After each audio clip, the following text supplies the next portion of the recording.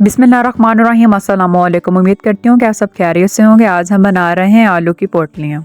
इसके लिए हमें जिन चीज़ों की ज़रूरत है, यहाँ पर हमने 1 कप मैदे का लिया था, जिसमें हाफ कप घी का डाला, हाफ टी स्पून ज़ीरा, हाफ टी स्पून ज्वाइन और हाफ टी स्पून नमक डालकर हम एक फाइनल डो तैयार कर लेंगे। मसाला जात में नमक हस्बे ज़रूरत, मिर्च 1 टेबल स्पून, दरा मिर्च हाफ टी स्पून, मसाला पाउडर हाफ टेबल स्पून, मिर्च का पाउडर 1 टी स्पून, अजवाइन 1 टीस्पून, हरी मिर्चें 5 से 6 अदद, साबुत खुश्क धनिया 1 टेबल स्पून, धनिया powder 1 table spoon, chaat masala 1 table spoon. यहाँ पर हमने 4 बड़े साइज़ के आलू लिए थे, जिसे हमने बॉईल करके मैश कर लेंगे। आलू के मिक्सचर में सारा मसाला जात को शामिल कर देंगे। आलू के मिक्सचर को अच्छी तरीके से मिक्स कर लेंगे। हम डो के छोटा साइज़ के पेड़े तैयार कर लेंगे और इसे बारीक बेल लेंगे।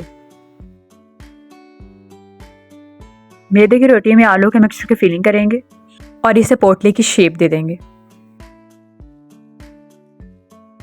यहाँ हम एक एक करके आलू के मिक्सचर की फिलिंग करते जाएंगे और सारी पोटलियाँ तैयार करते जाएंगे। माशाल्लाह सारे पोटलियाँ तैयार हो चुकी हैं। कढ़ाई में घी शामिल करेंगे। जब घी अच्छी तरीके से गर्म हो जाएगा तो इसमें एक एक करके पोटलियाँ शामिल करेंगे। फिर हम फ्लेम को मीडियम रखेंगे ताकि पोटलियाँ ऊपर से जल ना जाए और अंदर से सही तरीके से पक जाए। यहाँ फ्राई हो चुकी हैं, हम इसे निकाल लेंगे।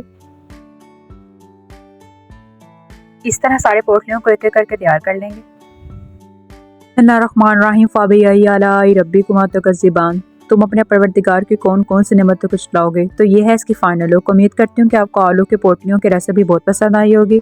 आपने इसे ज़रूर ट्राई करना है। हमारे चैनल दुआ फूड रेसिपीज़ को लाइक, सब्सक्राइब और शेयर करना नहीं भूलिएगा। दुआओं में याद रखिएगा। अपना बहुत सारा ख्याल रखिएगा। अल्लाह हाफिज़। पोटलियों को टेस्ट करूँगी कि इसका टेस्ट कैसा है। इंशाल्लाह बहुत उम्दा।